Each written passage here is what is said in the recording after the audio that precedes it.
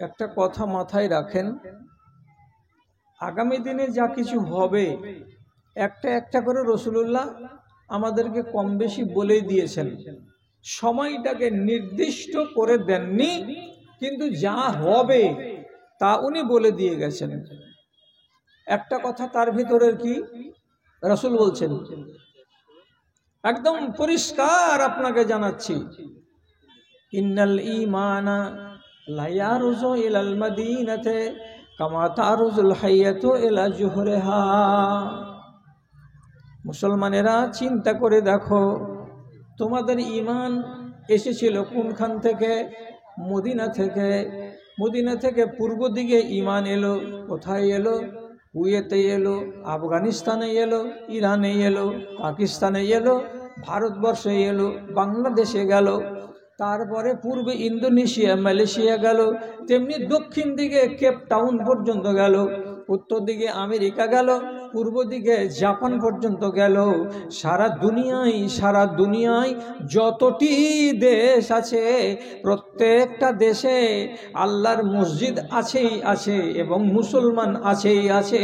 এত দূর পর্যন্ত ঈমান দৌড়ে গেছে। বেরিয়েছিল কোথা থেকে? মদিনা থেকে। কতদিন আগে বেরিয়েছে? 1450 বছর আগে।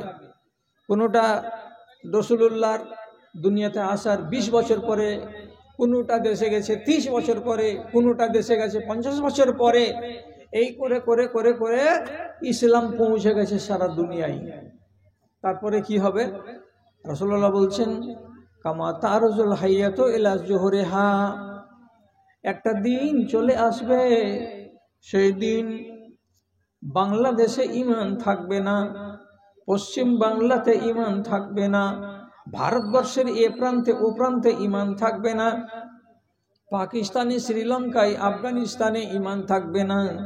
ঈমান আস্তে আস্তে উল্টো দিকে হাঁটা দেবে। উল্টো দিকে হাঁটা দিয়ে কত দূর গিয়ে দাঁড়াবে?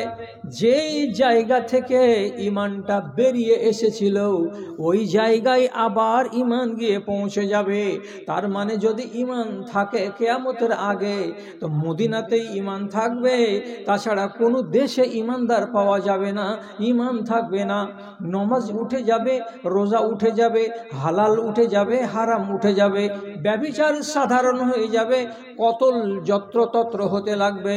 মানুষেরা এটা পারোয়া করবে না, এই ধনটি যে কামাই করেছি এটা হালাল না হারাম, যে খানাগুলো খাচ্ছি এটা হালাল না হারাম, আমি এই কাজটা যে করে বসলাম এটা ঠিক করলাম না এটা বেঠিক করলাম, এগুলো মানুষেরা মোটেই চিন্তা করবে না। শুধু খাই আর দাই জীবনে, আর পশুর মতো বেঁচে থাকবে। এই রকম একটা অবস্থা সারা দুনিয়ায় তৈরি হয়ে যাবে। বেটা ছেলে বেটি ছেলে কেউ আল্লাহর আইন মানবে না। কেমন হয়ে যাবে? তো রাসূল বলছেন, সাপ যেমন রাতের বেলায় খাল থেকে বের হয় আর হয়ে আলের কিনারা কিনারা কিনারা কিনারা চড়ে বেড়িয়ে বেড়িয়ে বেড়িয়ে বেড়িয়ে যখন ফজরের টাইম কাছিয়ে আসে, সূর্য উদিত হওয়ার সময় চলে আসে, তখন সাপ যে খাল থেকে বেরিয়ে এসেছিল সারা রাত রুজির সন্ধানে ঘুরে বেড়িয়ে ফজরের বেলা আবার ওই খালে ঢুকে যায়, তেমনি ঈমান সারা দুনিয়ায় তার যাত্রা পালা যখন শেষ হয়ে যাবে তখন আবার মদিনাতে এসে ঢুকে যাবে। থাকবে না। কোরআন থাকবে, মৌলবি থাকবে, মাওলানা থাকবে, মাদ্রাসা থাকবে, মক্তব থাকবে, সব থাকবে, কিন্তু কথাগুলোকে মানার মতো মানুষ দুনিয়াতে পাওয়া যাবে না। আপনি 20 বার বলেন না একটা কথা, যে লোকটা যে রোগে আক্রান্ত আছে ওই রোগ থেকে ও নিজেকে সারিয়ে তোলার চেষ্টা করবে না। যেমন একটা সুদখোর, আপনি ওয়াজ করে করে করে করে যদি ওর বাড়ির বাসন কুসুন কুঠি সব ভর্তি করে দেন, তো ও সুদের সঙ্গে জড়িয়ে থাকবেই থাকবে। একটা লোক নেশাখোর, নেশা খাচ্ছে, আপনি ওকে 20 দিন ওয়াজ করেন, তারপরেও দেখবেন ও নেশা ছাড়তে পারেন না, ও নেশাতে ডুবেই আছে। একটা পর্দার কথা বলেন, বেপর্দা নারী জান্নাতে যাবে না। আপনি 20 দিন ওয়াজ করেন, 25 দিন ওয়াজ করেন, ওর বাড়িতে গিয়ে গিয়ে ওয়াজ করেন, কিন্তু যে নারীর স্বভাব নষ্ট হয়ে গেছে ও নারীকে আপনি পর্দার ভেতরে আনতে পারবেন না। এইরকম একটা মানুষের মানসিকতা তৈরি হয়ে যাবে সেই যুগে। কেন যুগে এটা হবে? রাসূলুল্লাহ বলছেন, আউয়ালু মা ইউরফাউ মিন হাযিহিল উম্মতে আল খুশু। আমি আসমান থেকে এই মানুষের জন্য সুখ নাজেল করেছিলাম, কল্যাণ নাজেল করেছিলাম, আরাম নাজেল করেছিলাম, ফল মূল নিয়ামত দিয়ে আমি দুনিয়াটাকে সাজিয়ে দিয়েছিলাম। এই মানুষগুলোর মধ্যে থেকে আমি আমার দেওয়া নিয়ামতগুলোকে একটা করে করে ফিরিয়ে নিব আমার কাছে। আল্লাহ তাআলা বলছেন ফিরাবো, তো কোনটা আগে ফিরাবো? তো রাসূলুল্লাহ খবর দিয়ে বলছেন এই উম্মতের মধ্য থেকে তাদের অন্তর থেকে আল্লাহর ভয় সর্বপ্রথম টেনে নেওয়া হবে। আল্লাহর ভয় কোনো মানুষের অন্তরে আর থাকবে না। টানো, আল্লাহর ভয়কে যখন টেনে নেওয়া হবে আপনার অন্তর থেকে, তখন আপনি চোখের সামনে আগুন দেখতে পেলেও আপনার ভিতর কাঁপবে না। কবরস্থানের ভিতরে ঢুকে গেছেন মাটি দেওয়ার জন্য, কাউকে 100টা তাজা কবর দেখবেন, তবুও ভিতরটা আপনার একটুও ভয় করবে না, একটুও ভয় করবে না। আপনার চোখের সামনে একটা হারাম খাওয়া লোক, সুদ খাওয়া লোকের মরণ দেখবেন, বিভৎস মরণ। কেমন বিভৎস মরণ? ক্যান্সার হয়ে গেছে কিংবা ওর কিডনি ফেল হয়ে গেছে, জোরে জোরে জোরে জোরে হাঁপ ছাড়ছে, জানটা বেরিয়ে যাচ্ছে না, এত কষ্ট করে বিছানে পড়ে আছে। দুনিয়ার লোক জানে এই লোকটা সুদখোর। সুদখোরের মরণ হচ্ছে এইরকম করে, চোখে দেখে আসবে কিন্তু ওকে লাজ হবে না। কেন হবে না? যেহেতু আমার দিলের ভেতর থেকে আল্লাহ রাব্বুল আলামিন আসল জিনিসটাকে উঠিয়ে নিয়েছেন। এর নাম কি? আল্লাহর ভয়, আল্লাহর ভীতি। এই আল্লাহর ভীতি মনে থাকলে আমার হাত আগে যাবে না। আল্লাহর ভয় মনে থাকলে আমার পা মন্দ কাজে যাবে না। কিন্তু এই জিনিসটা যখন আমাদের অন্তরে নেই, আল্লাহ তাআলা যখন উঠিয়ে নিচ্ছেন জিনিসটাকে, তখন আমি কেমন হয়ে গেলাম? আমি পশুর মতো হয়ে গেলাম। পশুরা যেমন বুঝে না এটা হালাল, পশুরা যেমন বুঝে না এটা হারাম, পশুরা যেমন জুলুম বুঝে না, পশুরা যেমন ইনসাফ বুঝে না, কোনটা সুখ কোনটা দুঃখ এটা তারা বুঝে না। ওরা নিজের পেটটাকে শুধু চিনে। ঠিক সেই রকম মুসলমানেরা হবে, যেখানে তার সুবিধা আছে সেটাই সে করবে। আর কোনটা ধর্ম আর কোনটা অধর্ম এগুলো কেউ মানতে চাইবে না। পুরুষ লোকেরাও মানবে না, মেয়ে ছেলেরাও মানবে না, কেউ মানবে না। এটা শুধু কাগজের মধ্যে সীমিত হয়ে থেকে গেছে না, আসলেই দুনিয়াতে এটা চলে এসেছে লক্ষণগুলো। আপনাকে কি বুঝাতে পারবো ভয় ভীতি কাকে বলে? একটা যদি কোনো ভুল কাজ কোনো সাহাবী করে দিয়েছেন, তো জানেন যেটা করতে হয় না, কিন্তু হয়ে গেছে, তো যেমনই হয়ে গেছে সাথে সাথে দৌড়ে দৌড়ে রাসূলুল্লাহর কাছে এসে সাথে সাথে আরজি জানিয়ে বলেছেন, রাসূল আমার দ্বারাই এই ভুল হয়ে গেছে, আমি কেমন করে মুক্তি পাবো, আমি কেমন করে নাজাত পাবো এই অন্যায় থেকে, আপনি পথ করে দেন। মেয়ে হলেও ছেলে হলেও যখন তারা জেনে নিয়েছে যে এইটা কাজ করতে হয়, এটা করতে হয় না, তো কোনো একটা মন্দ কাজ যদি তাদের দ্বারাই হয়ে গেছে, তো ছেলে বলে নয় আর মেয়ে বলে নয়, নিজেকে স্থির রাখতে পারেনি বাড়িতে, দৌড়ে চলে এসেছে রাসূলুল্লাহর কাছে। কি করব আল্লাহর রাসূল? উদাহরণ নেবেন, একটা মহিলা, তার নাম খাউলা বিনতে সালাবা। এই মহিলা বাড়িতে বসে আছে, তার স্বামী ইবনে সামেত কি কাজে খুঁজছে, কই গো অমুকের মা আছো?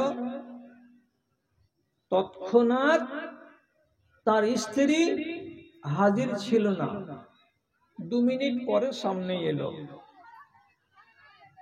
কি একটা জিনিস চেয়েছিল ইবনে সামেদ, তো জিনিসটা সময় মতো দিতে পারেনি তার স্ত্রী। এতে ক্ষিপ্ত হয়ে গিয়ে তার স্বামী বলছে, আনতে আলাইয়া কা জাহরি উম্মি, নিজের স্ত্রীকে দেখিয়ে বলছে, অমুকের মা, আমার মায়ের পিঠখানা যেমন আমার নজরে সম্মানিত, তেমনি তুমি আমার কাছে আমার মায়ের পিঠের মতো সম্মানিত। কথাটার দিকে খেয়াল করেন। আমার মায়ের পিঠ, আমার মায়ের পেট, আমার মায়ের বুক, এগুলো আমার জন্য মর্যাদার। আর এই মর্যাদাকে যদি আমি কি করে দিই, আমার স্ত্রীর গায়ে ফিট করে দিই, তাহলে আরবিতে এটাকে বলা হয় জেহার। কোন মানুষ যদি নিজের বিবিকে এই কথাটা বলে দেয়, কি বলে, তোমার গালখানা, তোমার গলাখানা, তোমার পেটখানা আমার নজরে আমার মায়ের পেটের মতো, আমার মায়ের গলার মতো, কিংবা আমার নজরে তোমার গলাখানা, তোমার পেটখানা আমার বড় বোনের মতো। যেই বোনকে বিয়ে করা জায়েজ নয়, সেই বোনের অঙ্গের সাথে যদি নিজের বিবির অঙ্গকে তুলনা করে দেওয়া যায়, তো এটাকে বলা হয় জেহার। এই বেচারি বলে দিল যে তোমার পিঠখানা আমার নজরে আমার মায়ের মতো। এ পাগল লোক বুঝতে পারেনি যে জিনিসটাতে কত বড় ঝামেলা লাগবে। এটা তো বিপদের কথা। তখনকার যুগের নিয়ম ছিল স্ত্রী হারাম, আর পাওয়া যাবে না এটা স্ত্রীকে। একটু পরে বলছে খানা আনো অমুকের মা। তো খাওলা বলছে, আমি তোমার উপরে হারাম হয়ে গেছি, আমি তোমার উপরে হালাল হয়ে নেই, এই জন্য তোমাকে খানা এনে দিতে পারবো না। দিয়ে নিজের বাড়ির সমস্যার সমাধান কি দিয়ে করবে? ছোট ছোট বাচ্চা আছে, দৌড়ে এলো রাসূলুল্লাহর কাছে। রাসূল কাছে বলছেন, আল্লাহ পাকের রাসূল ফয়সালা করে দিন, আমার স্বামী এই রকম করে আমাদের সংসারে আগুন লাগিয়ে দিয়েছে, কি করে সমাধান হবে? রাসূল বলছেন, তোমার উপরে তোমার স্বামী হারাম, তোমরা এক জায়গায় হতে পারবে না। আবার মহিলা বলছে, আল্লাহ রাসূল চেষ্টা করেন, ভেবে চিন্তে দেখেন, আমাদের সমাধান করে দেন। আমার 2টো বাচ্চা আছে, আমি যদি আমার স্বামীর ভাত হারাম হয়ে গেছে বলে নিজের বাড়ি চলে যাই, বাচ্চা 2টাকে আমার স্বামী মানুষ করে দিতে পারবে না। আমি যদি বাচ্চা 2টাকে সাথে করে নিজের মায়ের বাড়ি চলে যাই, তাহলে পরে আমি বাচ্চা 2টার পেটের খাবার জড়ো করতে পারবো না, আমার বাচ্চা 2টো কিন্তু বরবাদ হয়ে যাবে। রাসূল বলছেন হারাম, কোনো উপায় নাই। শেষে এই মহিলা নিজে নিজে বলছে, রাসূলের দরবারে এলাম, সমাধান হলো না। এবার মদিনার মসজিদে যে বাদশা বসে আছেন আল্লাহ পাকের রাসূল, তার দরবারকে বাদ দিয়ে সারা জাহানের বাদশা যিনি আসমানে আছেন তার দরবারে খটখটাতে যাব, ওই আল্লাহর কাছে, ওই বাদশার কাছে বিচার চাইব, আমার বিচার যেন ওই আল্লাহ করে দেয়। রাতের বেলায় আল্লাহর কাছে কাঁদতে লাগলো, আল্লাহ এই অবস্থা, আল্লাহ বরবাদির হাত থেকে বাঁচাও, আল্লাহ আমার সংসারটা কি করে বাঁচবে, আল্লাহ তুমি আসমান থেকে এমন কিছু নাজিল করো তোমার নবীর মুখ দিয়ে আমি যেন শুনতে পাই, আর আমাদের যেন বরবাদি না হয়, আমরা যেন বেঁচে যাই। 2 দিন পরে আল্লাহ তাআলা আয়াত নাজিল করে দিলেন। আয়াতটা শুনতে পেয়ে এইবার এই মহিলা খুশি হলো যে আমার রব আসমান থেকে আমার জন্য সমাধান দিয়ে পাঠিয়েছেন। এবং কাদ সামি আল্লাহ পারার প্রথম থেকে নিয়ে 4 নম্বর আয়াত পর্যন্ত এই মহিলার নামেই আল্লাহ তাআলা নাজিল করলেন দুনিয়ার মানুষের জ্ঞান দেওয়ার জন্য। আমি ঘটনাটাকে লম্বা করছি না, আমি শুধু একটা কথা বলছি যে স্বামী স্ত্রীর ভুল বুঝাবুঝিতে একটা সাংঘাতিক পরিণাম বাড়িতে তৈরি হয়ে গেল, পরিস্থিতি তৈরি হয়ে গেল। যদি ওরা বলতো দূর, কে এগুলো কথার প্রতি পাত্তা দেয়? যা বলেছো বলেছো, বুড়া মানুষ, আর যা শুনেছি শুনেছি, আমি মেয়ে মানুষ, ওগুলা কথাকে মাটিতে গেড়ে দাও, ফেলে দাও। তাহলে কি হতো? তার কাছে যে দিনটা ছিল সেটা বরবাদ হতো। যেই ওয়াহেদ আল্লাহকে বিশ্বাস করেছে, তার ফরমানকে মেনেছে, তার দিনকে বুকে ভালোবেসেছে, সেই আল্লাহর অসম্মানী করা হতো। এই জন্য তার অন্তরে খাশিয়াতে ইলাহি মানে আল্লাহর ভয় কতটা ছিল, সঙ্গে সঙ্গে দৌড়ে দৌড়ে নবীজির কাছে এসে বলছে, আল্লাহ পাকের রাসূল সমাধান করে দেন। ভাই, তাহলে এরা একটা যদি ভুল করছে তো দৌড়ে আসছে। আমাদের দেশে এমন একটা মানুষ আপনি পাবেন, যেই মানুষটা ওয়াজ শুনেনি বা কোন একটা মশলা জানে না, না জানার কারণে ভুল করছে, আর ভুল করার পরে তারপরে কোনো আলেমের কাছে যাচ্ছে। এমন আছে কোন লোক? আমি জোর করে বলতে পারি, সুদের ওয়াজ সবাই শুনে রেখেছেন, এটা হারাম। মদের ওয়াজ এটা শুনে রেখেছেন সবাই, হারাম। নারীরা শুনে রেখেছে ব্যভিচার করা হারাম, ছেলেরা শুনে রেখেছে ব্যভিচার করা হারাম, নারী এবং নর সবাই জেনে রেখেছে হারাম উপায়ে কেউ কাউরির সঙ্গে মিলিত হয়, এটাকে বলা হয় জিনা, এটা হলো সাংঘাতিক বড় গুনাহ। এগুলো সব জানার পর দেখুন তো আমার সমাজে, আপনার সমাজে হারামগুলো কেমন রমরমিয়ে চলতে আছে, কেমন গমগমিয়ে চলতে আছে। না কোনো নারী লজ্জাবোধ করে, আর না কোনো পুরুষ ভাই লজ্জাবোধ করে। কেউ লজ্জা করে? গত 8 দিন আগেকার কথা বলছি, আল্লাহ তাআলা এক মহিলাকে এক মরা বাড়িতে এসেছে, তো শেকেল সুরাত খুব সুন্দর আল্লাহ তাআলা দিয়েছে ওকে। তো ওকে আমরা বলি কি, বয়স্কা নারী, 50 বছরের নিচে হবে না, বেশি হবে বয়স, কিন্তু শরীরখানা আল্লাহ তাআলা এত ভালো ওকে দিয়েছে, বোঝা যায় না যে এই মহিলাটা 50 বছর বয়সের। প্রতাপতির সাথে আছে, বাড়ি ভর্তি লোক, আর সেখানে এসে চেয়ার পেড়ে বসে আছে মধ্য আগনাতে, মাথার চুলটি খোলা, আর দেশে ব্লাউজ যেটা তৈরি হয় এই ব্লাউজ গায়ে দিয়ে আছে, শরীরের অর্ধেকগুলো অংশ সাদা ফিটফিটে মানুষ আর মোটা দাদা মানুষ, ওর শরীরের সেখান দেখা যাচ্ছে। ওর মাথার উপরে একটা ওড়নি নেই, একটা কোনো চাদর চাপিয়ে নেই, মুখটা সম্পূর্ণ খোলা। শত মানুষ আসছে, মরা মানুষটাকে দেখতে যাচ্ছে, তো যাওয়ার বেলা আগে এই মহিলাকে দেখছে, আর আসার বেলাতে আবার এই মহিলাকে দেখছে। একা একাই প্রশ্ন করছে, এটা কে গো? যে লোকটা মারা গেছে তাদের। তো কে বলছে আবার বিহাইন, বাড়ি কোথায়? চাঁদমনি। এইরকম করে বসে থাকার পাওয়ার কি কোনো নারীকে দেওয়া আছে?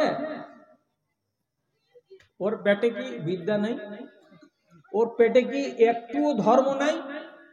ওর গ্রামে কি মক্তবে জীবনে কোনো মৌলবীর দরবারে ও কি বসেনি?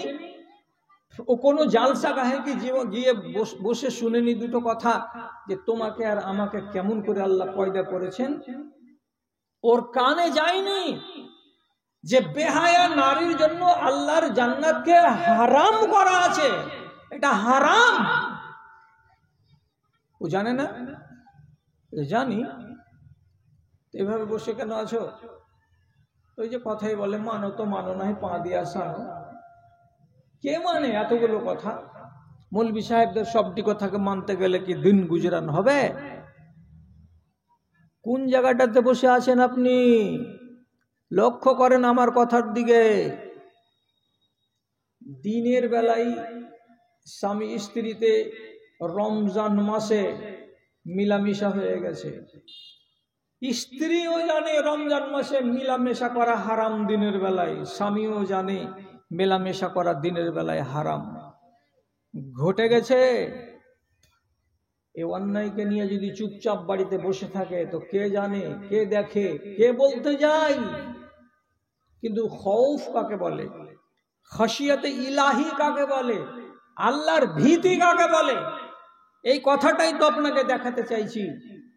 ওই সাহাবী দৌড়ে দৌড়ে রাসূলুল্লাহর কাছে এসে বলছেন, হালাকতো ইয়া রাসূলুল্লাহ, হে আল্লাহ পাকের রাসূল, নিজে বরবাদ হয়ে গেছি এবং আমি আমার বিবিকেও বরবাদ করে দিয়েছি। আমি কেমন করে বাঁচবো আর আমার স্ত্রীকে কেমন করে বাঁচাবো এই বরবাদির হাত থেকে? রাসূল বলছেন, তুমি তো দিব্যি আমার সামনে দাঁড়িয়ে আছো, তোমার স্ত্রী বাড়িতে আছে? হ্যাঁ আছে। কি করে তুমি হালাক হলে, কি করে তুমি বরবাদ হলে? তখন লোকটা স্পষ্ট ভাষায় বলছে, ওয়াকাতু আলা ইমরাতি ফি রমাদান, আমি আমার স্ত্রীর উপরে সওয়ার হয়ে গেছিলাম রমজানের দিনের বেলায়, অর্থাৎ রোজা অবস্থায় আমি আমার বিবির সঙ্গে মেলামেশা করে নিয়েছি। এত বড় সাংঘাতিক অপরাধ হয়েছে আমার দ্বারাই। ভুল হয়েছে বাড়িতে, কেউ দেখেনি, জানে মিয়া আর বিবি। যদি ঢেকে নিত কেউ জানতে পারত না, কিন্তু ওর ভেতরে ওকে কামড়াচ্ছে। কি বলে, এত বড় ভুল করলি, ভুল থেকে যদি নিজেকে মুক্ত না করবি তো বরবাদ হয়ে যাবি। কি করবি তাড়াতাড়ি করে কর। আল্লাহর ভয় যখন হৃদয়ের কোণে জেগে উঠল, ওই সাহাবী রাসূলুল্লাহর কাছে এসে দিনের বেলায় আরজি জানালো। রাসূলুল্লাহ বলছেন, যখন হয়ে গেছে এই কাজ, তখন তোমাকে সুরাহা দিচ্ছি আমি একটা, এই মতো কাজ করো তো আল্লাহ তাআলা তোমাকে মাফ করে দেবেন। কি দিলেন আল্লাহ রাসূল? 60টা পরপর রোজা, পারো তো করো, পারা যাবে না। একটা গোলামকে স্বাধীন করো, মুক্ত করো, যে এত টাকা নাই, তো বলছে পরপর 60 দিন রোজা রাখতে হবে, রোজা রাখো। তো বলছে এটা বড় জটিল, 60 মিসকিনকে খানা খাওয়াতে পারবে? তো বলছে আমি নিজে গরিব মানুষ। রাসূলুল্লাহ একটা চাঙারিতে করে 1 চাঙারি খেজুর আনলেন, এনে বললেন এই খেজুরটি নাও, আর নিয়ে মদিনার অলি গলিতে যত গরিব আছে গরিবটিকে বন্টন করে দাও গা, আল্লাহ এতেই তোমাকে মাফ করে দিবেন। তখন বেচারি বলছে যে গরিব যদি খুঁজতে যাওয়া যায় মদিনাতে, তাহলে আমার থেকে নিহাত্তা গরিব আর নেই, কাকে দিব বলেন? রাসূল বলছে তুই খেয়ে লে যা। মাফ হলো, মাফের ব্যবস্থা রাসূলুল্লাহ করে দিলেন। আচ্ছা আপনি বলুন যে ওটাও মানুষ আর আমরাও মানুষ, ওর দ্বারাই ভুল হলো, দৌড়ে চলে এলো কার কাছে? রাসূলুল্লাহর কাছে, যে আল্লাহ রাসূল আমাকে আপনি পবিত্র করে দেন, আপনি যদি পবিত্র না করেন তাহলে আমার সর্বনাশ হয়ে যাবে। আচ্ছা আপনারা না জেনে ভুল করছেন এরকম একটা লোক আমাকে দেখান তো। আজ পর্যন্ত মানুষের বিড়ি আর খৈনি তিরঙ্গা ছাড়াতে পারলাম না, তাহলে আমাকে আর কতদিন ওয়াজ করতে হবে আপনি বলুন তো? আমি 1975 সাল থেকে 5वी জামাতের তালিবে ইলম, সেই দিন থেকে হোসেন সালাফি সাহেবের সঙ্গে চানমনি গ্রামে এক আলেম ছিলেন আব্দুল সালাম, উনার ডাকে গরুর গাড়িতে চড়ে এসে অল্প করে ওয়াজ করা আরম্ভ। সেদিন থেকে চলে যাচ্ছে, আজ 2023 সাল চলছে। আমি বুড়ো হয়ে গেলাম, কবরে যাওয়ার আমার টাইম হয়ে গেল।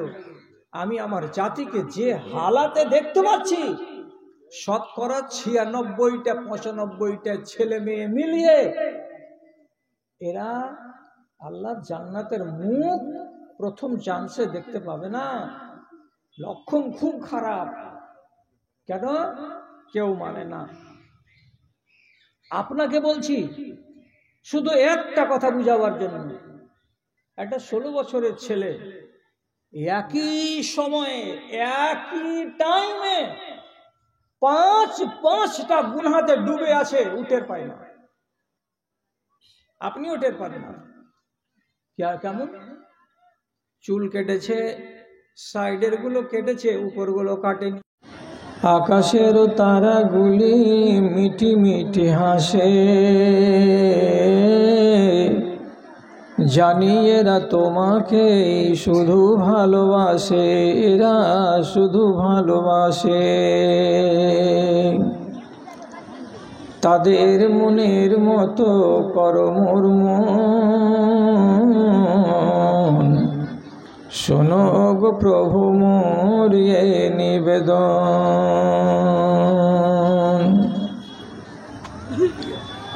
থেকে থেকে শুনি রাতে কত পাখি ডাকে,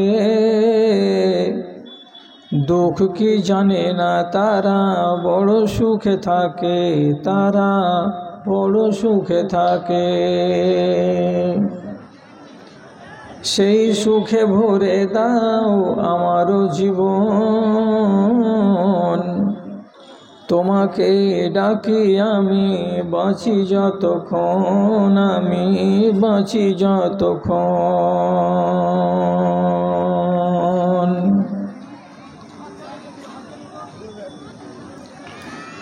মাননীয় সভাপতি সাহেব, সমবেত এই গ্রামের মুষ্টিমেয়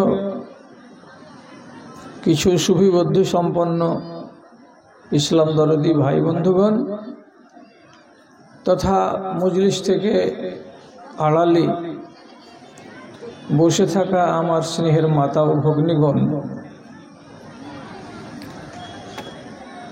আমাদের এই এলাকার মোটামুটি আমার আইডিয়াতে আমি বলছি যে এটা প্রথম জালসা।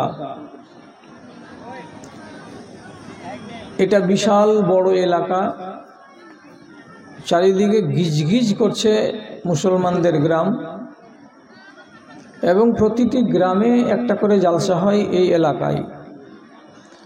তো আজকে এই মৌসুমের প্রথম জালসা হওয়া সত্ত্বেও আপনাদের সমাগম দেখে মর্মাহত। মানে চাঁদমণি গ্রামে এরকম অবস্থা হবে এটা ভাবনা তো দূরের কথা, কল্পনাও করিনি আমি। এটা পূর্ব পাড়ার ব্যাপার, এই পাড়ার খবর ছিল না আমার কাছে। পশ্চিম পাড়াকে চিনি জানি, তাদের সম্বন্ধে যেটা ধারণা সে ধারণাটাই আপনাদের সম্বন্ধে আমার ছিল। রোডে পা ফেলার জায়গা নেই, অথচ যে উদ্দেশ্যে এখানে আসা বা যে নামে, সেই নামটাকে নিয়ে ছেলে খেলানো। জালসার নামে আগত, অথচ জালসার প্যান্ডেলে কারো মোলাকাত নেই, শুধু বাজার নিয়ে আর ঘোরাঘুরি নিয়ে ব্যস্ত। তো ওইদিকে আমি যাচ্ছি না। আমি যেটা কথা আপনারা যে কজন লোক আছেন তাদেরকে বোঝাতে চাইছি সেটা হলো এই, ধর্ম একজন বেহারা মানুষকে সুশৃঙ্খল করে, ধর্ম একজন জালেমকে, একজন পিশাচ মানুষকে নরম মনের করে। ধর্মকে যারা ধারণ করে তারা কোনোদিন উশৃঙ্খল হয় না, বেয়াড়া হয় না, বেয়াদব হয় না, এবং ওদের দ্বারাই এমন কোনো আচার আচরণ দেখতে পাওয়া যাবে না যেটাকে মানুষেরা তাকে শালীন বলে গণ্য করে। কিসে করায় এগুলো? ধর্মতে করায়। আপনি জানেন যে রাসূলুল্লাহকে যেই জায়গাটাতে প্রেরণ করা হয়েছিল আর যে জিনিসটা দিয়ে প্রেরণ করা হয়েছিল, তো দেশটা তো হলো আরব, আর যে জিনিসটা দেওয়া হয়েছিল সেটা হলো কোরআন। কোরআন দিয়ে মানুষগুলোর মগজকে ধোলাই করা হলো, এবং ওদের ভেতরে যে নোংরামিগুলো ছিল, যেগুলো ওদের ভেতরে অসভ্যতা এবং বর্বরতা ছিল, এগুলো সম্বন্ধে আল্লাহর কোরআন একটা একটা করে কথা বলে তাদের ভেতরে একটা চেতনা তৈরি করে দিল। তো যেই মানুষগুলো ছিল অসভ্য এবং বর্বর, যাদের ভেতরে তাহজিব ছিল না, তামাদ্দুন ছিল না, ভদ্রতা ছিল না, সেই মানুষগুলো ধর্মকে পেয়ে ধর্মের দোহায়ে এরা হয়ে গেল 1 নম্বর মানুষ, খাঁটি মানুষ, ভদ্র মানুষ, সভ্য মানুষ, এবং এদের আচার আচরণগুলো দেখার মতো, অনুকরণ করার মতো এত ভালো মানুষ হলো এরা। রাসূলুল্লাহর কাছে এসে হাতে হাত দিয়ে ইসলাম কবুল করেছে এমন মানুষ যে লোকটা 13টা মার্ডার করেছে। যখন বুঝতে পারল মানুষকে মার্ডার করা ভালো কাজ নয়, তখন সে নিজেকে সামলে নিল, ধর্মকে বরণ করে নিল, আজ থেকে জীবনে এ কাজ আর করব না। রাসূলুল্লাহর কাছে এসে এমন একজন মানুষ নিজেকে সারেন্ডার করল, যে মানুষটা তার নিজের ঔরস জাত কন্যা 5টাকে জীবন্ত অবস্থায় পুঁতে দিয়েছে মাটিতে, দুনিয়ার মুখ দেখতে দেয়নি। তাহলে কত বড় এর ভেতরে নিরক্ষরতা এবং কত বর্বরতা এর ভিতরে ছিল, আপনি আন্দাজ করুন তো। সে মানুষটাকে কোরআনের আইন দিয়ে, যুক্তি দিয়ে তাকে ধর্মের ধারক বানানো হলো, আর যেদিন থেকে সে ধর্মের ধারক হলো সেদিন থেকে একটা ঈমানদার হলো। এইভাবে ওই দেশ থেকে চুরি দূরীভূত হলো, ডাকাতি দূরীভূত হলো, মদের রমরমা ব্যবসা দূরীভূত হলো, ছিনতাই কোথায় চলে গেল, বাচ্চা মহিলাদেরকে জীবন্ত কবর দেওয়ার কথাটা জিন্দেগির মতো এরা ভুলে গেল, নারীদেরকে বেআব্রু করা, তাদের আব্রুকে নষ্ট করা এবং এখানে সেখানে তাদেরকে নানান রকমের জটিলতার মুখে ফেলে দেওয়া, এগুলো কু আচরণ থেকে সে দেশের মানুষগুলো এতটাই নিজেকে মুক্ত করে নিল যে এরা সারা জগতের ভিতরে যত মানুষ ছিল তখনকার দিনে সমস্ত মানুষের ভেতরে নিজেদেরকে এরা দাবি করলো কি বলে, যে আমাদের মতো উন্নত জাত, আমাদের মতো উন্নত মানুষ আল্লাহর দুনিয়াতে আর নাই, আমরাই হলাম সবচাইতে সভ্য। হযরত উমরের মতো লোক তিনি নিজে বলেছিলেন, আযানাল্লাহু বিল ইসলাম। আমরা কত নোংরা ছিলাম, নিজের বাপের স্ত্রীকে বাপ মরে যাওয়ার পরে আমাদের লোকেরা বিয়ে করে নিয়েছে, তাদের একবার বুক কাঁপেনি, হাত কাঁপেনি, তাদের একটু দ্বিধা লাগেনি। আমরা এত ছোট লোক ছিলাম, আমরা পিশাব পায়খানাতে নিজেদেরকে কখনো বাঁচিয়ে রাখার চেষ্টা করতাম না, যে এটা গন্দেগি, এ থেকে আমাদেরকে সাবধান থাকতে হবে, এমন কথা আমরা বুঝতাম না। পরের মালকে লুটে খেয়ে নেওয়া এটা অন্যায় কথা, এটা আমরা কখনো বুঝতাম না। জান মেরে দেওয়া এটা ভালো কথা নয়, এটা আমরা বুঝতাম না। শুধু নিজের পেটটাকে বুঝতাম, আর সে শুধু নিজের গরজটাকে আমরা মনে রাখতাম, তাছাড়া কোনো কথা আমাদের সামনে আমরা কোনোদিন পাত্তা দিতাম না। সেই লোকগুলোই আমরা আজ কি হয়েছি, আযানাল্লাহু বিল ইসলাম।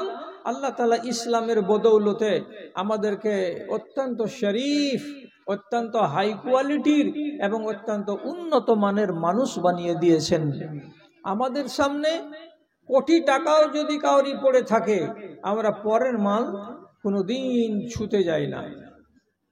আমাদের চোখের সামনে দিয়ে 16 বছরের কুমারী নারী সে যদি বেহায়া বেপর্দা হয়ে চলে যায়, আমরা চোখ তুলে তাদের দিকে তাকাতে যাই না। আমরা যে সমস্ত অন্যায়গুলোকে ভুলে গেছি তো ভুলেই গেছি, আর জীবনে ওইগুলোতে দ্বিতীয়বার আমরা হাত লাগাতে যাই না, পা লাগাতে যাই না, ওর নিকটে আমরা যাই না। এতটা আমরা বড় লোক হয়েছি। ভাইজান, লম্বা আপনার সময় নিব না, শর্টের উপরে কথা বলছি। কতদিন হলো রাসূলুল্লাহর দুনিয়া থেকে চলে যাওয়া?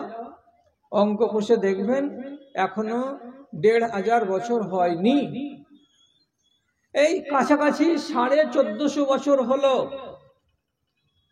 এই ১৪৫০ বছর যেতে না যেতে রাসূলুল্লাহ যেই পরিবেশে এসেছিলেন, তখন আরবের পরিবেশটা যেমন ছিল, আজ বর্তমান জমানায় সেই পরিবেশটা এসে হাজির হয়ে গেছে আমাদের দেশে।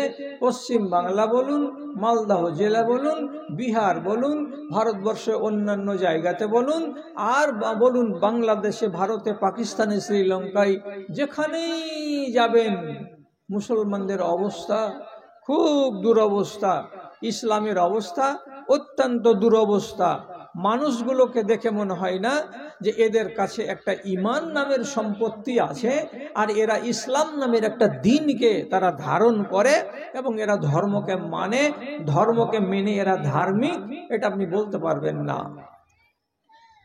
এমন কেন হলো? তো